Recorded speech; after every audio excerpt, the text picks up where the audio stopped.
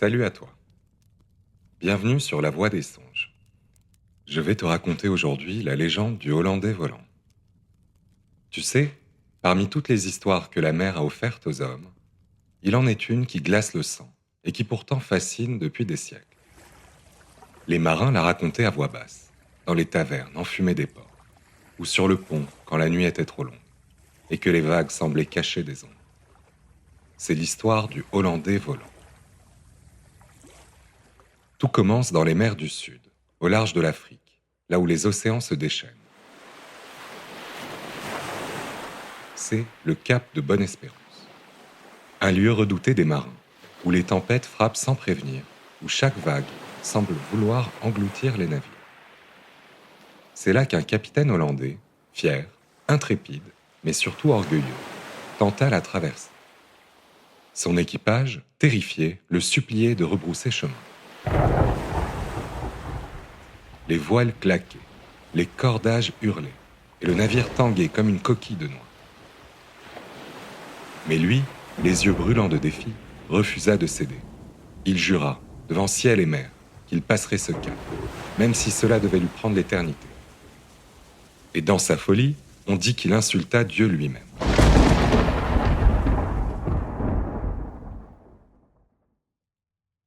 Ce fut son erreur. Cette nuit-là, le destin le frappa de toute sa colère. Les vagues ne le noyèrent pas, la tempête ne le brisa pas. Non, il fut condamné à bien pire. Aéré, pour l'éternité, sur un navire fantôme, perdu dans les brumes, sans jamais atteindre le rivage. Ces marins, pris au piège avec lui, devinrent des spectres, ombres muettes, travaillant encore aux voiles, comme si la mort elle-même avait refusé de les délivrer. Depuis ce jour, des navires ont juré avoir aperçu le Hollandais. Un trois-mâts gigantesque, aux voiles rouges comme le sang, qui fend les flots en silence. Il apparaît toujours dans la tempête, comme un mauvais présage.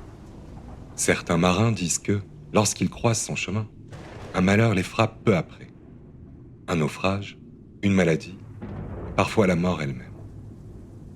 Et ainsi la légende se nourrit de peur, et se répète, encore et encore, dans les ports du monde entier. Mais il existe une autre version. On raconte que le capitaine, maudit mais pas totalement perdu, peut briser sa malédiction. Il doit trouver une femme qu'il aimera avec une fidélité absolue jusqu'à la fin de ses jours. Alors, il est autorisé, une fois tous les 7 ans, à quitter son navire et à chercher cet amour rédempteur. À chaque fois qu'il croit l'avoir trouvé, la destinée lui échappe. La promesse se brise et il retourne à la mer, enchaîné à son vaisseau pour une nouvelle éternité de souffrance. Encore aujourd'hui, des capitaines jurent le voir. Une voile rouge, un éclat étrange dans la brume, une silhouette de bois qui ne devrait pas exister. Certains disent que ce n'est qu'une illusion, un mirage de marins épuisés. Mais d'autres affirment que c'est bien lui, le capitaine maudit, qui erre encore, cherchant en vain sa délivrance. Alors, la prochaine fois que tu seras au bord de la mer, et que tu verras la brume se lever, écoute bien le vent, car peut-être, parmi les sifflements et le fracas des vagues, tu entendras le grincement d'un vieux navire. Et si un trois-mâts aux voiles rouges apparaît dans la nuit, tu sauras que tu viens de croiser le Hollandais volant. Certaines histoires ne meurent jamais. Elles naviguent, comme lui, dans l'éternité des flots.